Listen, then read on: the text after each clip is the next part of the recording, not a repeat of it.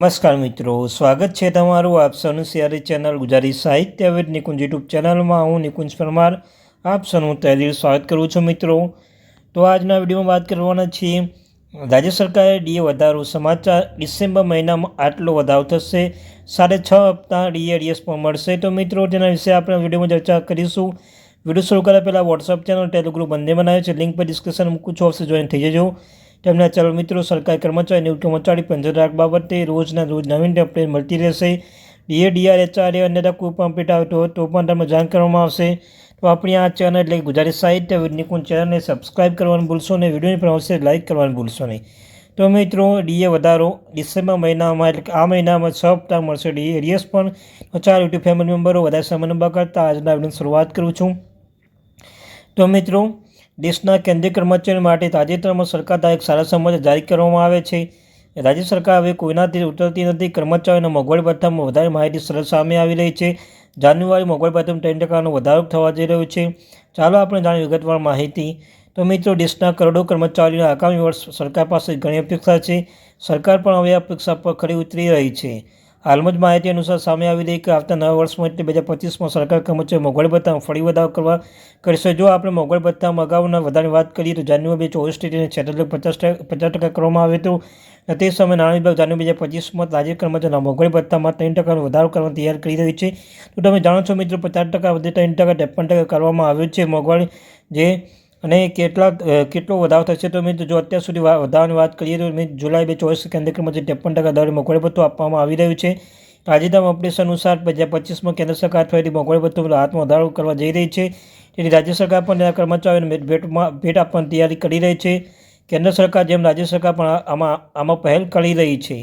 રાજ્ય સરકાર પાછળ રહી ગઈ, કારણ કે જો આપણે એમપી રાજ્યની વાત કરીએ તો પહેલાં શું હતું કે મધ્યપ્રદેશના 2024માં સુધી જ્યારે પણ કેન્દ્ર સરકાર મોંઘવારી ભથ્થા અને રાહતમાં વધારો કરતી હતી ત્યારે રાજ્ય સરકાર પણ મોંઘવારી ભથ્થા અને તેના કર્મચારીઓ અને પેન્શનની રાહતમાં વધારો કર્યો હતો.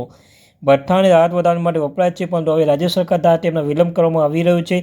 કેન્દ્ર અને રાજ્ય સરકાર દ્વારા આપવામાં આવતા મોંઘવારી ભથ્થામાં હજુ પણ 3% તફાવત જોવા મળી રહ્યો છે.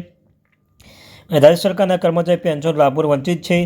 તમારી જાણકારી માટે જણાવી દઈએ કે જુલાઈ 2024થી અખિલ ભારતીય સેવા અધિકાર મોંઘવારી ભથ્થું વધારીને 53% કરવામાં આવ્યું છે, પરંતુ રાજ્યના કર્મચારી તેને પેન્શન લાભ મળ્યો નથી. તેમ છતાં તે સરકાર દ્વારા આપવામાં આવતા આ લાભોથી વંચિત છે.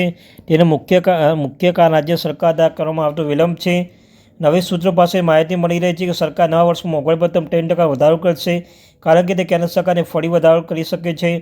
કારણ બજેટમાં જોગવાઈ નથી. તમને જણાવી દઈએ કે બજેટમાં 56% મોંઘવારી ભથ્થાની જોગવાઈ છે. વિભાગમાં સ્ટાફના ખર્ચ મુજબ તૈયાર કરવામાં આવ્યું છે, એટલે કે બજેટમાં જોગવાઈ કોઈ સમસ્યા નથી. બજેટ 2024માં તમે પહેલાંથી જાણો છો કે મોંઘવારી ભથ્થામાં વધારો કરવાની આ પ્રક્રિયા વર્ષમાં શરૂઆત એટલે કે જાન્યુઆરી 2024થી ચાલી રહી છે, પરંતુ તે ઓક્ટોબર એટલે કે નવેમ્બર પગાર ચૂકવવામાં આવી હતી.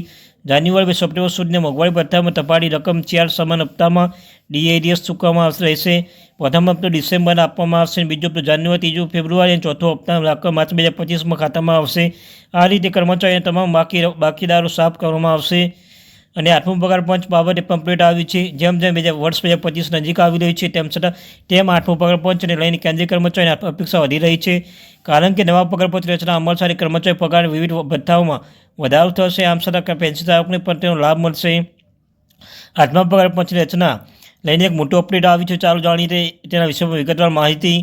તો મિત્રો, આવતા વર્ષ ડિસેમ્બર એટલે મિત્રો ડિસેમ્બર અંતમાં 7મો પગાર પંચ 10 વર્ષ થશે, અને આવી સ્થિતિમાં 8મો પગાર પંચ લગતી ચર્ચાઓ તેજ બની સ્વાભાવિક છે. નવો પગાર પંચ લાગુ થવાની સાથે કર્મચારી મૂળ પગાર વધારો સાથે તેમના મળતા અન્ય ભથ્થાઓમાં વધારો થવાની શક્યતાઓ છે.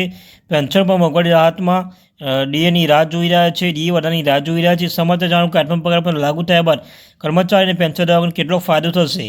કર્મચારીના પગાર બમ્પર વધારો થશે. કેન્દ્રીય કર્મચારી 8મા પગાર પંચ રાહ જોઈ રહ્યા છે. 8મો પગાર પંચ લાગુ થયા બાદ કર્મચારીને ઘણા લાભો મળશે. આ સાથે કેન્દ્ર સરકારના કર્મચારીના પગાર અને પેન્શન પર વધારો થશે. 8મો પગાર પંચ હેઠળ કર્મચારી મૂળ પગાર 180% વધારો કરવામાં આવશે. તો મિત્રો, આ તે માહિતી. Thank you very much.